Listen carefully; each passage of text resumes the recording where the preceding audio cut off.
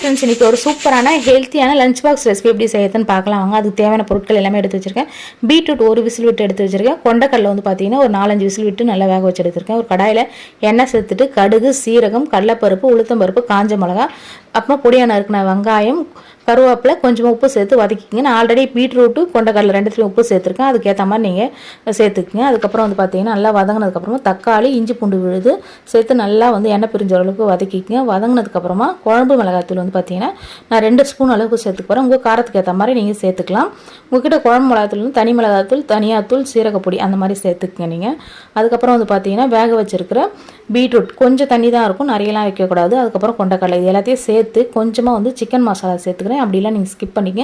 நல்லா பச்சை வாசனை போகிற அளவுக்கு வதங்கினதுக்கப்புறமா நீங்கள் கொத்தமல்லி தூவி இறக்குனா பொரியல் ரெடி. அதுலேயே நான் லஞ்சுக்கு வந்து சாதம் போட்டு மிக்ஸ் பண்ண போகிறேன். சாதம் போட்டு மிக்ஸ் பண்ணும்போது கொஞ்சம் எக்ஸ்ட்ரா உப்பு சேர்த்துக்குங்க. அப்போ தான் வந்து சூப்பராக இருக்கும். இப்போ ஒரு சூப்பரான லஞ்ச் பாக்ஸ் ரெடி.